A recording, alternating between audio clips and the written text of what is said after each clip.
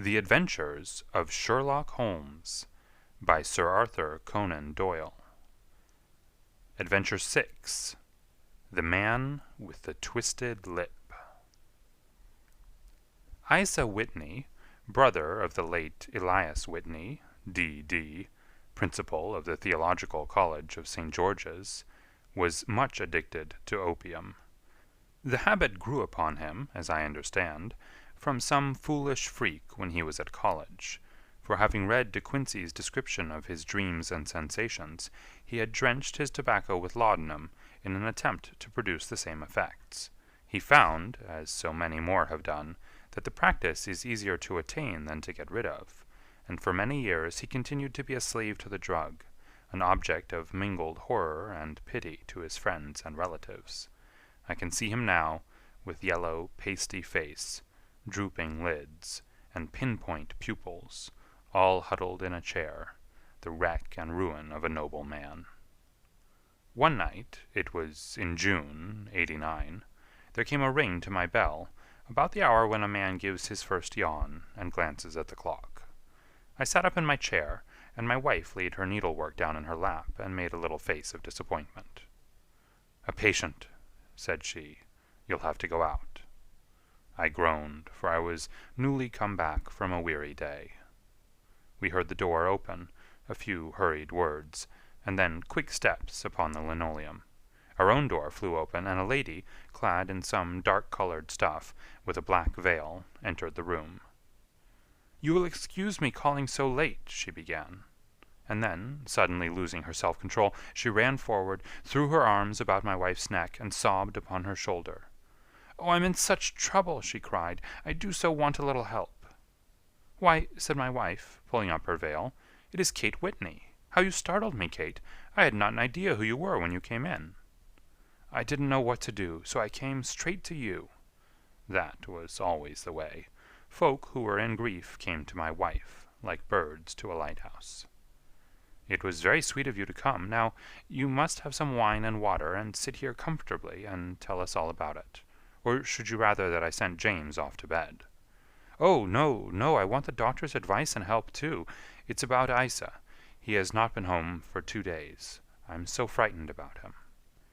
It was not the first time that she had spoken to us of her husband's trouble, to me as a doctor, to my wife as an old friend and school companion.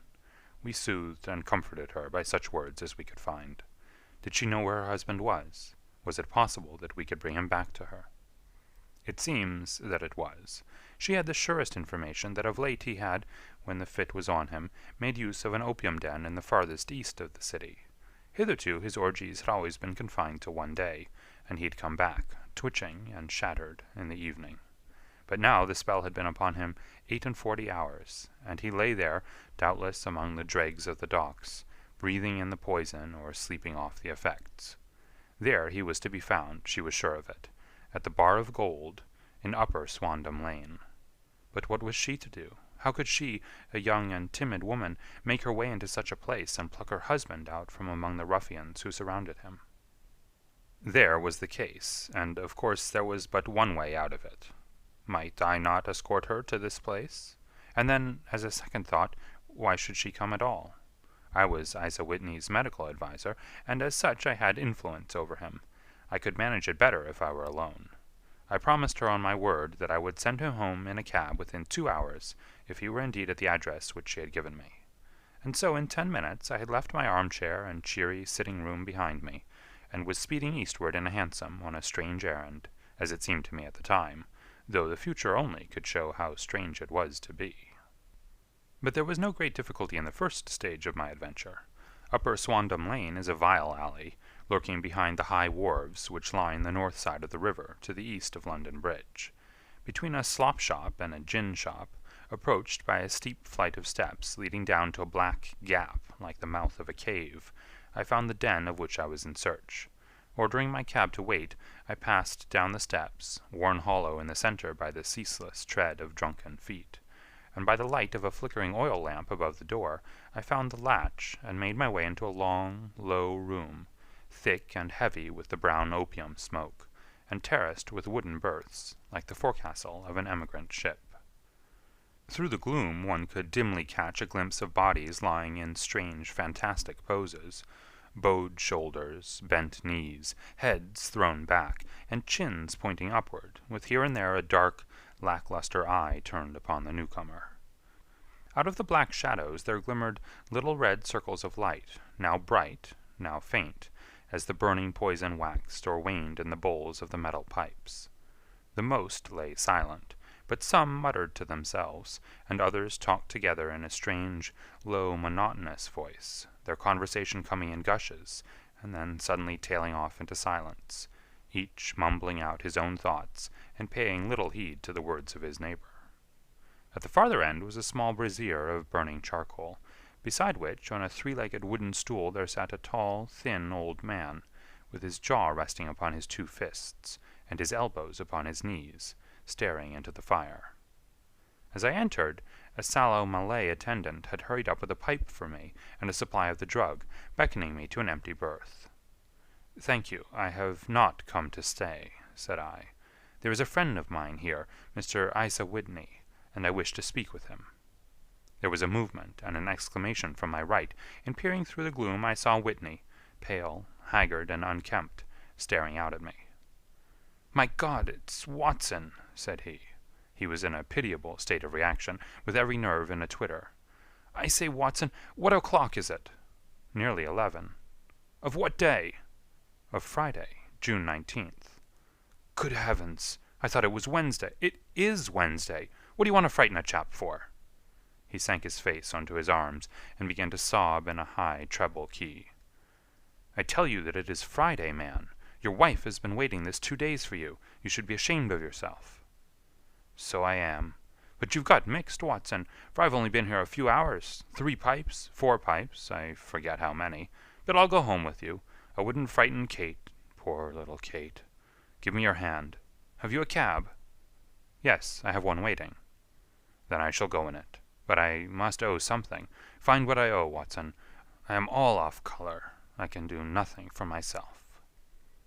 I walked down the narrow passage between the double row of sleepers, holding my breath to keep out the vile, stupefying fumes of the drug, and looking about for the manager.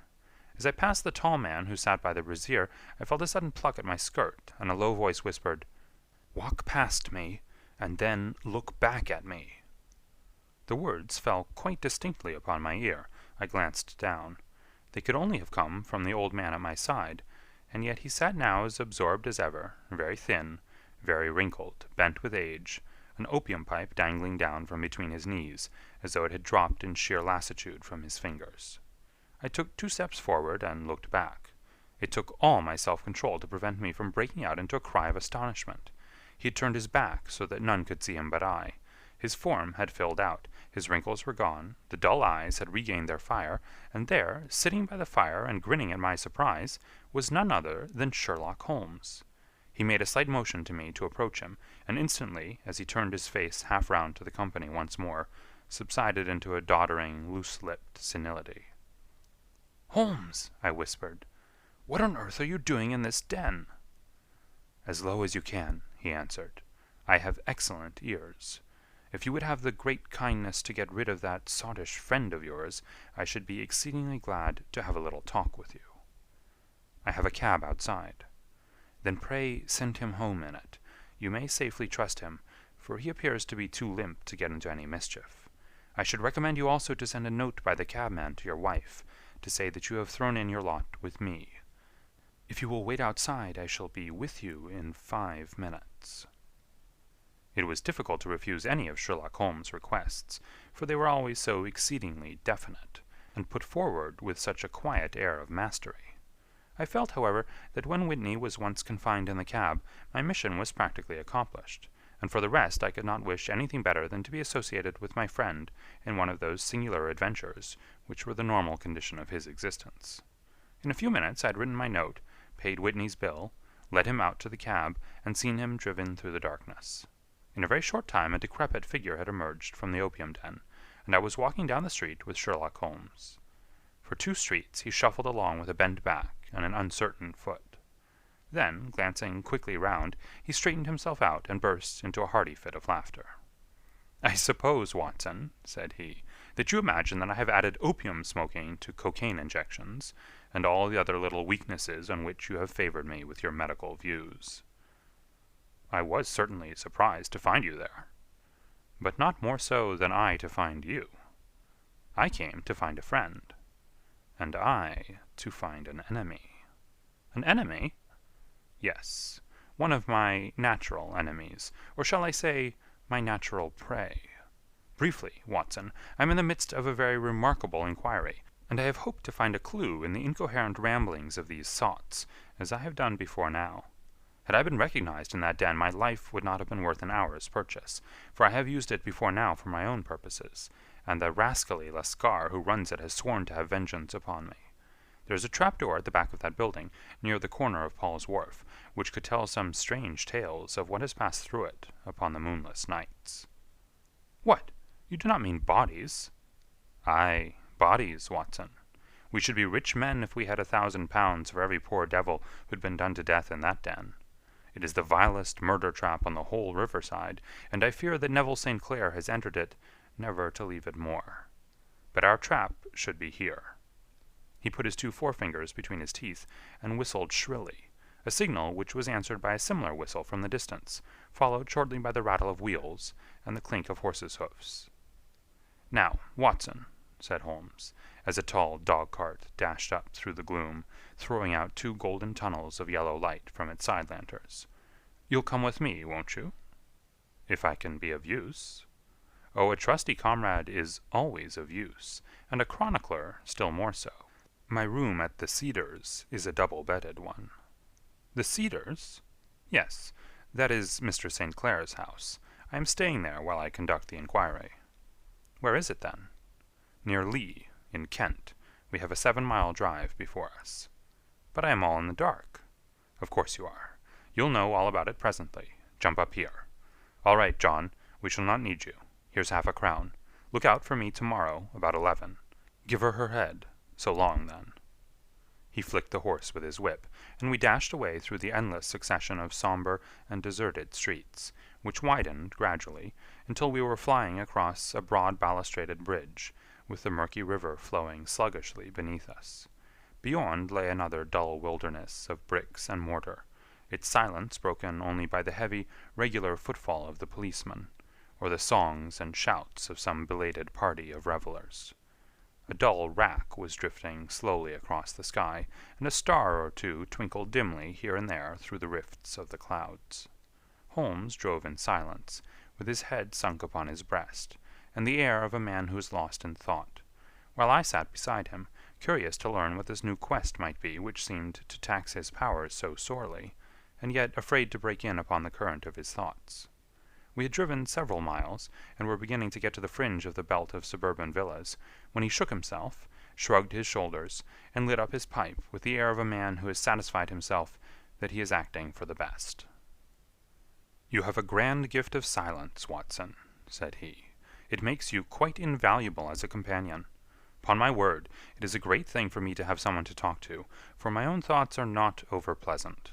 I was wondering what I should say to this dear little woman tonight when she meets me at the door."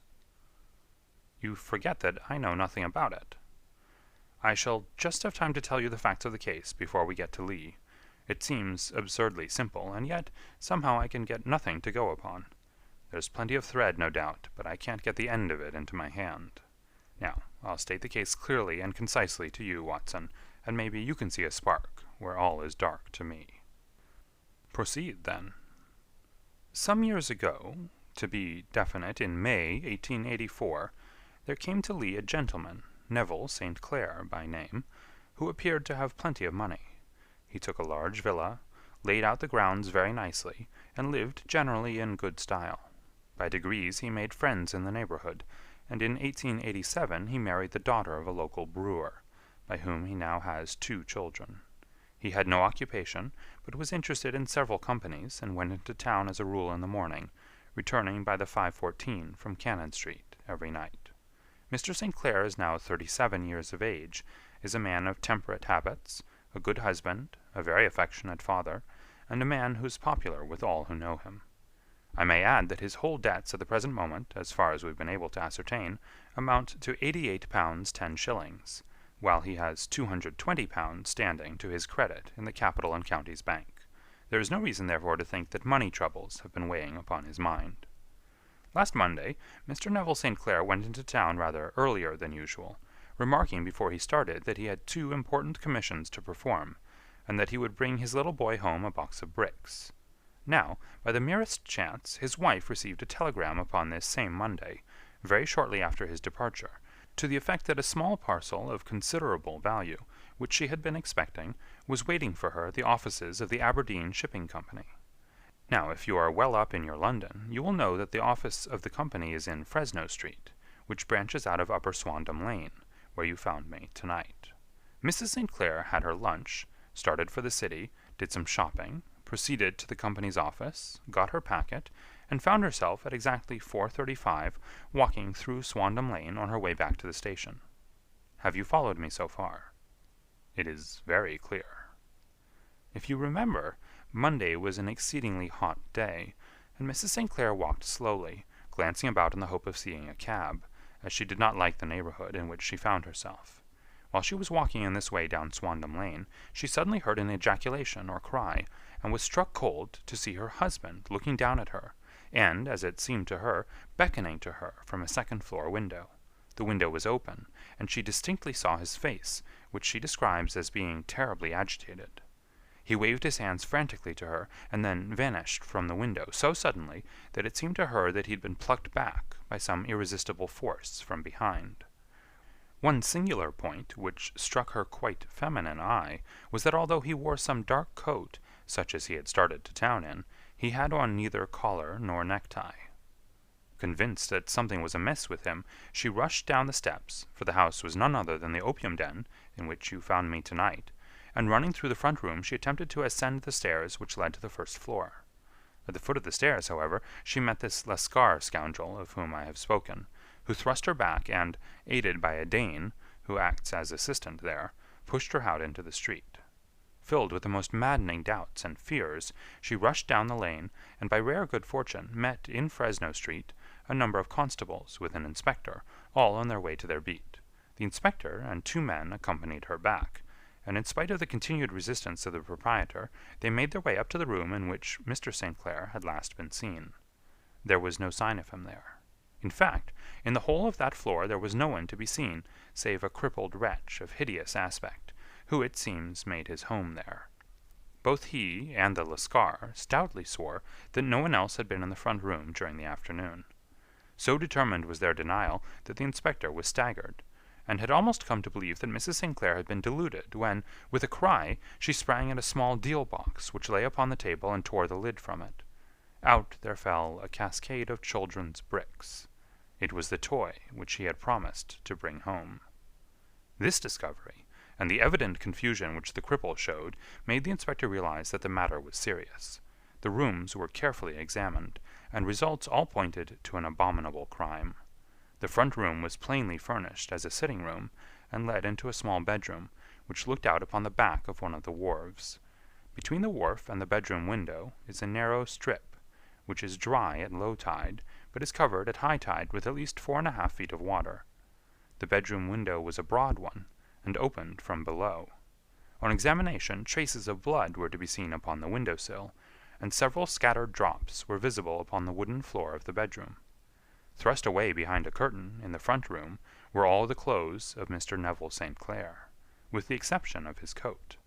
His boots, his socks, his hat, and his watch, all were there. There were no signs of violence upon any of these garments, and there were no other traces of Mr. Neville St. Clair. Out of the window he must apparently have gone, for no other exit could be discovered, and the ominous bloodstains upon the sill gave little promise that he could save himself by swimming, for the tide was at its very highest at the moment of the tragedy. And now as to the villains who seemed to be immediately implicated in the matter. The Lascar was known to be a man of the vilest antecedents, but as, by Mrs. St. Clair's story, he was known to have been at the foot of the stair within a very few seconds of her husband's appearance at the window, he could hardly have been more than an accessory to the crime. His defense was one of absolute ignorance, and he protested that he had no knowledge as to the doings of Hugh Boone, his lodger, and that he could not account in any way for the presence of the missing gentleman's clothes. So much for the Lascar manager. Now for this sinister cripple who lives upon the second floor of the opium den, and who was certainly the last human being whose eyes rested upon Neville St. Clair. His name is Hugh Boone, and his hideous face is one which is familiar to every man who goes much to the city. He is a professional beggar, though in order to avoid the police regulations, he pretends to a small trade in wax vestas. Some little distance down Threadneedle Street, upon the left-hand side, there is, as you may have remarked, a small angle in the wall. Here it is that this creature takes his daily seat, cross-legged with his tiny stock of matches on his lap, and as he is a piteous spectacle, a small rain of charity descends into the greasy leather cap which lies upon the pavement beside him. I have watched the fellow more than once before ever I thought of making his professional acquaintance, and I have been surprised at the harvest which he has reaped in a short time. His appearance, you see, is so remarkable that no one can pass him without observing him. A shock of orange hair, a pale face disfigured by a horrible scar, which by its contraction has turned up the outer edges of his upper lip, a bulldog chin, and a pair of very penetrating dark eyes, which present a singular contrast to the color of his hair, all mark him out from amid the common crowd of mendicants, and so too does his wit, for he is ever ready with a reply to any piece of chaff which may be thrown at him by the passers-by. This is the man whom we now learn to have been the lodger at the opium den, and to have been the last man to see the gentleman of whom we are in quest. But a cripple, said I, what could he have done single-handed against a man in the prime of life? He is a cripple in the sense that he walks with a limp, but in other respects he appears to be a powerful and well-nurtured man. Surely your medical experience would tell you, Watson, that weakness in one limb is often compensated for by exceptional strength in the others. Pray, continue your narrative. Mrs. St. Clair had fainted at the sight of the blood upon the window, and she was escorted home in a cab by the police, as her presence could be of no help to them in their investigations. Inspector Barton, who had charge of the case, made a very careful examination of the premises, but without finding anything which threw any light upon the matter. One mistake had been made in not arresting Boone instantly, as he was allowed some few minutes during which he might have communicated with his friend the Lascar. But this fault was soon remedied, and he was seized and searched, without anything being found which could incriminate him. There were, it is true, some blood-stains upon his right shirt-sleeve, but he pointed to his ring finger, which had been cut near the nail, and explained that the bleeding came from there, adding that he had been to the window not long before, and that the stains which had been observed there came doubtless from the same source. He denied strenuously having ever seen Mr. Neville St. Clair, and swore that the presence of the clothes in his room was as much a mystery to him as to the police. As to Mrs. St. Clair's assertion that she'd actually seen her husband at the window, he declared that she must have been either mad or dreaming. He was removed, loudly protesting, to the police station, while the inspector remained upon the premises in the hope that the ebbing tide might afford some fresh clue. And it did, though they hardly found upon the mud-bank what they had feared to find. It was Neville St. Clair's coat, and not Neville St. Clair, which lay uncovered as the tide receded. And what do you think they found in the pockets? I cannot imagine. No, I don't think you would guess. Every pocket stuffed with pennies and halfpennies, 421 pennies and 270 halfpennies. It was no wonder that it had not been swept away by the tide. But a human body is a different matter. There was a fierce eddy between the wharf and the house. It seemed likely enough that the weighted coat had remained when the stripped body had been sucked away into the river. But I understand that all the other clothes were found in the room. Would the body be dressed in a coat alone? No, sir, but the facts might be met speciously enough. Suppose that this man Boone had thrust Neville St. Clair through the window. There's no human eye which could have seen the deed. What would he do then? It would of course instantly strike him that he must get rid of the telltale garments. He would seize the coat then, and be in the act of throwing it out, when it would occur to him that it would swim and not sink. He has little time, for he has heard the scuffle downstairs when the wife tried to force her way up, and perhaps he's already heard from his Lascar confederate that the police are hurrying up the street. There's not an instant to be lost. He rushes to some secret hoard where he has accumulated the fruits of his beggary, and he stuffs all the coins upon which he can lay his hands into the pockets to make sure of the coat's sinking. He throws it out, and would have done the same thing with the other garments, had not he heard the rush of steps below, and only just had time to close the window when the police appeared. It certainly sounds feasible. Well, we will take it as a working hypothesis, for want of a better. Boone, as I have told you, was arrested and taken to the station, but it could not be shown that there had ever before been anything against him. He had for years been known as a professional beggar, but his life appeared to have been a very quiet and innocent one. There the matter stands at present, and the questions which have to be solved, what Neville St. Clair was doing in the opium den, what happened to him when there, where is he now, and what Hugh Boone had to do with his disappearance, are all as far from a solution as ever. I confess that I cannot recall any case within my experience which looked at the first glance so simple, and yet which presented such difficulties.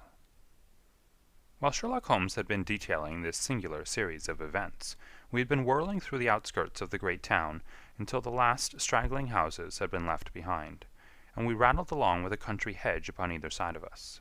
Just as he finished, however, we drove through 2 scattered villages, where a few lights still glimmered in the windows. "We are on the outskirts of Lee," said my companion. "We have touched on 3 English counties in our short drive, starting in Middlesex, passing over an angle of Surrey, and ending in Kent. See that light among the trees? That is the Cedars, and beside that lamp sits a woman whose anxious ears have already, I have little doubt, caught the clink of our horses' feet." "But why are you not conducting the case from Baker Street?" I asked. "Because there are many inquiries which must be made out here. Mrs. St. Clair has most kindly put 2 rooms at my disposal, and you may rest assured that she will have nothing but a welcome from my friend and colleague. I hate to meet her, Watson, when I have no news of her husband. Here we are. Whoa there! Whoa!" We had pulled up in front of a large villa, which stood within its own grounds. A stable boy had run out to the horse's head, and springing down, I followed Holmes up the small, winding gravel drive which led to the house. As we approached, the door flew open, and a little blonde woman stood in the opening, clad in some sort of light mousseline de soie, with a touch of fluffy pink chiffon at her neck and wrists. She stood with her figure outlined against the flood of light, one hand upon the door, one half raised in her eagerness, her body slightly bent, her head and face protruded, with eager eyes and parted lips, a standing question. "Well?" she cried. "Well?" And then, seeing that there were 2 of us, she gave a cry of hope, which sank into a groan as she saw that my companion shook his head and shrugged his shoulders. "No good news?" "None." "No bad?" "No." "Thank God for that. But come in, you must be weary, for you have had a long day." "This is my friend, Dr. Watson. He's been of most vital use to me in several of my cases, and a lucky chance has made it possible for me to bring him out and associate him with this investigation." "I am delighted to see you," said she, pressing my hand warmly. "You will, I am sure, forgive anything that may be wanting in our arrangements, when you consider the blow which has come so suddenly upon us." "My dear madam," said I am an old campaigner, and if I were not, I can very well see that no apology is needed. If I can be of any assistance, either to you or to my friend here, I shall be indeed happy."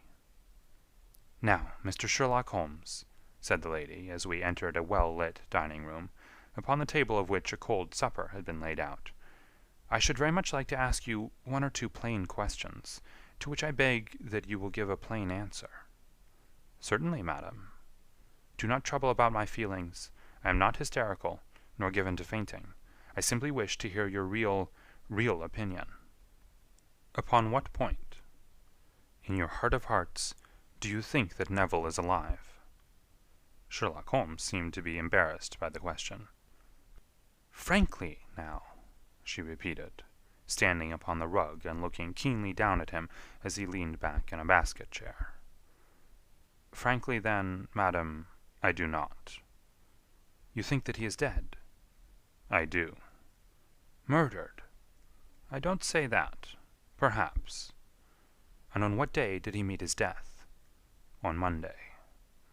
Then perhaps, Mr. Holmes, you will be good enough to explain how it is that I have received a letter from him today. Sherlock Holmes sprang out of his chair as if he'd been galvanized. What? He roared. Yes, today. She stood smiling, holding up a little slip of paper in the air. May I see it? Certainly. He snatched it from her in his eagerness, and smoothing it out upon the table, he drew over the lamp and examined it intently. I had left my chair and was gazing at it over his shoulder. The envelope was a very coarse one, and was stamped with the Gravesend postmark, and with the date of that very day, or rather of the day before, for it was considerably after midnight. Coarse writing, murmured Holmes. Surely this is not your husband's writing, madam? No, but the enclosure is. I perceive also that whoever addressed the envelope had to go and inquire as to the address. How can you tell that? The name, you see, is in perfectly black ink, which has dried itself. The rest is of the grayish color, which shows that blotting paper has been used. If it had been written straight off, and then blotted, none would be of a deep black shade. This man has written the name, and there has then been a pause before he wrote the address, which can only mean that he was not familiar with it. It is, of course, a trifle, but there is nothing so important as trifles.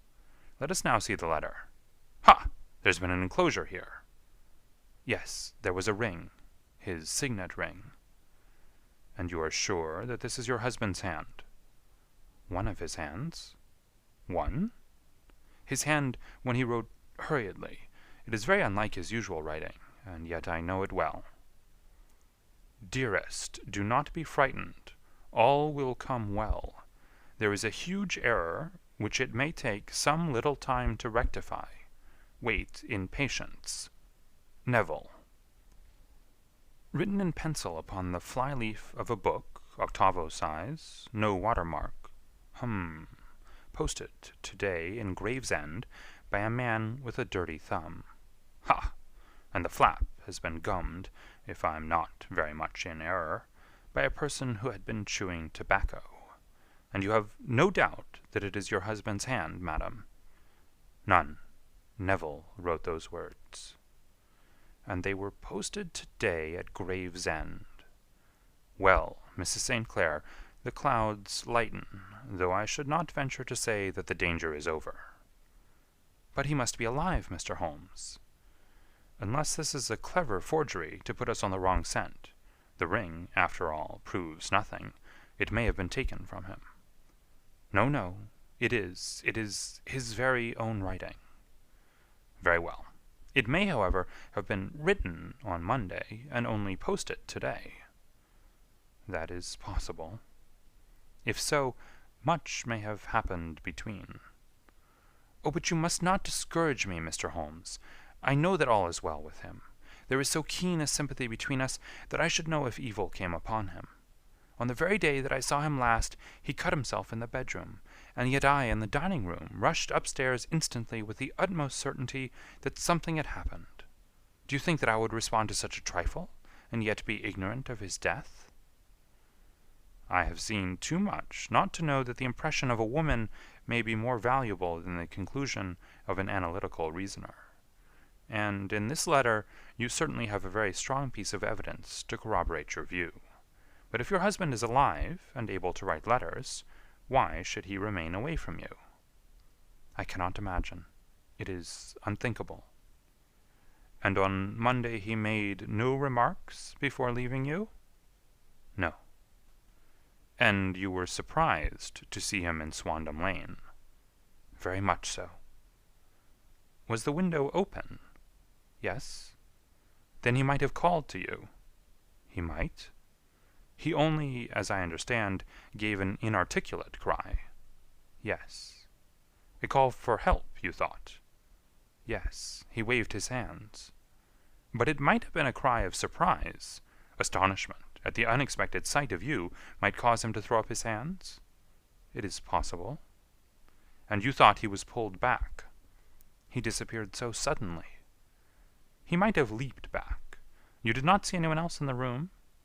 No, but this horrible man confessed to having been there, and the Lascar was at the foot of the stairs. Quite so. Your husband, as far as you could see, had his ordinary clothes on? But without his collar or tie. I distinctly saw his bare throat. Had he ever spoken of Swandam Lane? Never. Had he ever showed any signs of having taken opium? Never. Thank you, Mrs. St. Clair. Those are the principal points about which I wished to be absolutely clear. We shall now have a little supper, and then retire, for we may have a very busy day tomorrow. A large and comfortable double-bedded room had been placed at our disposal, and I was quickly between the sheets, for I was weary after my night of adventure. Sherlock Holmes was a man, however, who, when he had an unsolved problem upon his mind, would go for days, and even for a week, without rest, turning it over, rearranging his facts, looking at it from every point of view, until he had either fathomed it, or convinced himself that his data were insufficient. It was soon evident to me that he was now preparing for an all-night sitting. He took off his coat and waistcoat, put on a large blue dressing-gown, and then wandered about the room collecting pillows from his bed, and cushions from the sofa and armchairs. With these he constructed a sort of Eastern divan, upon which he perched himself, cross-legged, with an ounce of shag tobacco and a box of matches laid out in front of him. In the dim light of the lamp I saw him sitting there, an old briar pipe between his lips, his eyes fixed vacantly upon the corner of the ceiling, the blue smoke curling up from him, silent, motionless, with the light shining upon his strong-set, aquiline features. So he sat as I dropped off to sleep, and so he sat when a sudden ejaculation caused me to wake up, and I found the summer sun shining into the apartment. The pipe was still between his lips, the smoke still curled upward, and the room was full of a dense tobacco haze, but nothing remained of the heap of shag which I had seen upon the previous night. "Awake, Watson?" he asked. "Yes." "Game for a morning drive?" "Certainly." "Then dress. No one is stirring yet, but I know where the stable-boy sleeps, and we shall soon have the trap out." He chuckled to himself as he spoke, his eyes twinkled, and he seemed a different man to the sombre thinker of the previous night. As I dressed, I glanced at my watch. It was no wonder that no one was stirring. It was 25 minutes past 4. I'd hardly finished when Holmes returned with the news that the boy was putting in the horse. "I want to test a little theory of mine," said he, pulling on his boots. "I think, Watson, that you are now standing in the presence of one of the most absolute fools in Europe. I deserve to be kicked from here to Charing Cross, but I think I have the key of the affair now." "And where is it?" I asked, smiling. "In the bathroom," he answered. "Oh, yes, I'm not joking," he continued, seeing my look of incredulity. "I have just been there, and I have taken it out, and I have got it in this Gladstone bag. Come on, my boy, and we shall see whether it will not fit the lock." We made our way downstairs as quietly as possible, and out into the bright morning sunshine. In the road stood our horse and trap, with the half-clad stable-boy waiting at the head. We both sprang in, and away we dashed down the London road. A few country carts were stirring, bearing in vegetables to the metropolis, but the lines of villas on either side were as silent and lifeless as some city in a dream. "It has been in some points a singular case," said Holmes, flicking the horse on into a gallop. "I confess that I have been as blind as a mole, but it is better to learn wisdom late than never to learn it at all." In town, the earliest risers were just beginning to look sleepily from their windows as we drove through the streets of the Surrey side. Passing down the Waterloo Bridge Road, we crossed over the river, and dashing up Wellington Street, wheeled sharply to the right, and found ourselves in Bow Street. Sherlock Holmes was well known to the force, and the two constables at the door saluted him. One of them held the horse's head, while the other led us in. "Who's on duty?" asked Holmes. "Inspector Bradstreet, sir." "Ah, Bradstreet, how are you?" A tall, stout official had come down the stone-flagged passage, in a peaked cap and frogged jacket. "I wish to have a quiet word with you, Bradstreet." "Certainly, Mr. Holmes. Step into my room here." It was a small, office-like room, with a huge ledger upon the table and a telephone projecting from the wall. The inspector sat down at his desk. "What can I do for you, Mr. Holmes?" "I called about that beggarman, Boone, the one who was charged with being concerned in the disappearance of Mr. Neville St. Clair, of Lee." "Yes, he was brought up and remanded for further inquiries." "So I heard. You have him here?" "In the cells." "Is he quiet?" "Oh, he gives no trouble, but he's a dirty scoundrel." "Dirty?" "Yes, it's all we can do to make him wash his hands, and his face is as black as a tinker's. Well, when once his case has been settled, he will have a regular prison bath, and I think if you saw him, you would agree with me that he needed it." "I should like to see him very much." "Would you? That's easily done. Come this way. You can leave your bag." "No, I think that I'll take it." "Very good. Come this way, if you please." He led us down a passage, opened a barred door, passed down a winding stair, and brought us to a whitewashed corridor with a line of doors on each side. "The third on the right is his," said the inspector. "Here it is." He quietly shot back a panel in the upper part of the door and glanced through. "He's asleep," said he. "You can see him very well."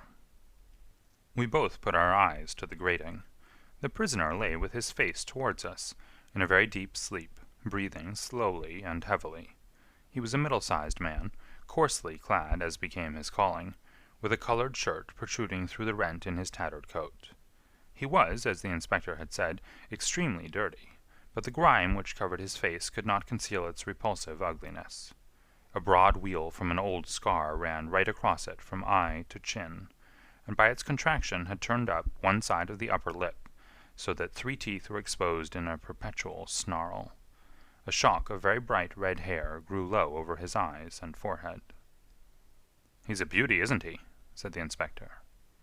"He certainly needs a wash," remarked Holmes. "I had an idea that he might, and I took the liberty of bringing the tools with me." He opened the Gladstone bag as he spoke, and took out, to my astonishment, a very large bath sponge. You're a funny one," chuckled the inspector. "Now, if you will have the great goodness to open that door very quietly, we will soon make him cut a much more respectable figure." "Well, I don't know why not," said the inspector. "He doesn't look a credit to the Bow Street cells, does he?" He slipped his key into the lock, and we all very quietly entered the cell. The sleeper half turned, and then settled down once more into a deep slumber. Holmes stooped to the water jug, moistened his sponge, and then rubbed it twice vigorously across and down the prisoner's face. "Let me introduce you," he shouted, "to Mr. Neville St. Clair, of Lee, in the county of Kent." Never in my life have I seen such a sight. The man's face peeled off under the sponge like the bark from a tree. Gone was the coarse brown tint. Gone, too, was the horrid scar which had seamed it across, and the twisted lip which had given the repulsive sneer to the face. A twitch brought away the tangled red hair, and there, sitting up in his bed, was a pale, sad-faced, refined-looking man, black-haired and smooth-skinned, rubbing his eyes and staring about him with sleepy bewilderment. Then, suddenly realizing the exposure, he broke into a scream and threw himself down with his face to the pillow. "Great heavens!" cried the inspector. "It is, indeed, the missing man. I know him from the photograph." The prisoner turned with the reckless air of a man who abandons himself to his destiny. "Be it so," said he. "And pray, what am I charged with?" "With making away with Mr. Neville St—" "Oh, come, you can't be charged with that unless they make a case of attempted suicide of it," said the inspector with a grin. "Well, I've been 27 years in the force, but this really takes the cake." "If I am Mr. Neville St. Clair, then it is obvious that no crime has been committed, and that therefore I am illegally detained." "No crime, but a very great error has been committed," said Holmes. "You would have done better to have trusted your wife." "It was not the wife, it was the children," groaned the prisoner. "God help me, I would not have them ashamed of their father. My God, what an exposure! What can I do?" Sherlock Holmes sat down beside him on the couch, and patted him kindly on the shoulder. "If you leave it to a court of law to clear the matter up," said he, "of course you can hardly avoid publicity. On the other hand, if you convince the police authorities that there is no possible case against you, I do not know that there is any reason that the details should find their way into the papers. Inspector Bradstreet would, I am sure, make notes upon anything which you might tell us, and submit it to the proper authorities. The case would then never go into court at all."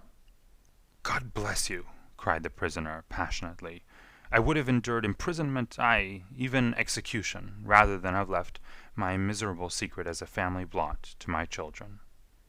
You are the first who have ever heard my story. My father was a schoolmaster in Chesterfield, where I received an excellent education.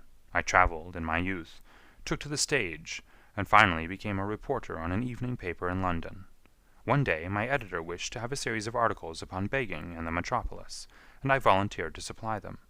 There was the point from which all my adventures started. It was only by trying begging as an amateur that I could get the facts upon which to base my articles. When an actor, I had, of course, learned all the secrets of making up, and had been famous in the green room for my skill. I took advantage now of my attainments. I painted my face, and to make myself as pitiable as possible, I made a good scar, and fixed one side of my lip in a twist by the aid of a small slip of flesh-colored plaster. Then, with a red head of hair, and an appropriate dress, I took my station in the business part of the city, ostensibly as a match-seller, but really as a beggar. For 7 hours I plied my trade, and when I returned home in the evening, I found to my surprise that I had received no less than 26 shillings and fourpence. I wrote my articles, and thought little more of the matter, until some time later I backed a bill for a friend, and had a writ served upon me for £25. I was at my wit's end where to get the money, but a sudden idea came to me. I begged a fortnight's grace from the creditor, asked for a holiday from my employers, and spent the time in begging in the city under my disguise. In 10 days I had the money, and had paid the debt. Well, you can imagine how hard it was to settle down to arduous work at £2 a week, when I knew that I could earn as much in a day by smearing my face with a little paint, laying my cap on the ground, and sitting still. It was a long fight between my pride and the money, but the dollars won at last, and I threw up reporting and sat day after day in the corner which I had first chosen, inspiring pity by my ghastly face, and filling my pockets with coppers. Only one man knew my secret. He was the keeper of a low den in which I used to lodge in Swandam Lane, where I could every morning emerge as a squalid beggar, and in the evenings transform myself into a well-dressed man about town. This fellow, a Lascar, was well paid by me for his rooms, so that I knew that my secret was safe in his possession. Well, very soon I found that I was saving considerable sums of money. I do not mean that any beggar in the streets of London could earn £700 a year, which is less than my average takings, but I had exceptional advantages in my power of making up, and also in a facility of repartee, which improved by practice and made me quite a recognized character in the city.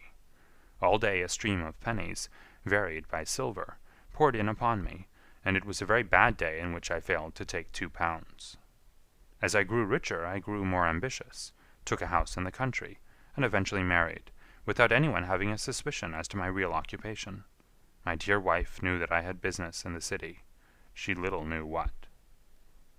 Last Monday I had finished for the day, and was dressing in my room above the opium den, when I looked out of my window and saw, to my horror and astonishment, that my wife was standing in the street, with her eyes fixed full upon me. I gave a cry of surprise, threw up my arms to cover my face, and rushing to my confidant, the Lascar, entreated him to prevent anyone from coming up to me. I heard her voice downstairs, but I knew that she could not ascend. Swiftly I threw off my clothes, pulled on those of a beggar, and put on my pigments and wig. Even a wife's eyes could not pierce so complete a disguise. But then it occurred to me that there might be a search in the room, and that the clothes might betray me. I threw open the window, reopening by my violence a small cut which I had inflicted upon myself in the bedroom that morning. Then I seized my coat, which was weighted by the coppers which I had just transferred to it from the leather bag in which I carried my takings. I hurled it out of the window, and it disappeared into the Thames. The other clothes would have followed, but at that moment there was a rush of constables up the stair, and a few minutes after I found, rather I confess to my relief, that instead of being identified as Mr. Neville St. Clair, I was arrested as his murderer. I do not know that there is anything else for me to explain. I was determined to preserve my disguise as long as possible, and hence my preference for a dirty face. Knowing that my wife would be terribly anxious, I slipped off my ring and confided it to the Lascar at a moment when no constable was watching me, together with a hurried scrawl telling her that she had no cause to fear. "That note only reached her yesterday," said Holmes. "Good God! What a week she must have spent!" "The police have watched this Lascar," said Inspector Bradstreet, "and I can quite understand that he might find it difficult to post a letter unobserved. Probably he handed it to some sailor customer of his, who forgot all about it for some days." "That was it," said Holmes, nodding approvingly. "I have no doubt of it. But have you never been prosecuted for begging?" "Many times. But what was a fine to me?" "It must stop here, however," said Bradstreet. "If the police are to hush this thing up, there must be no more of Hugh Boone."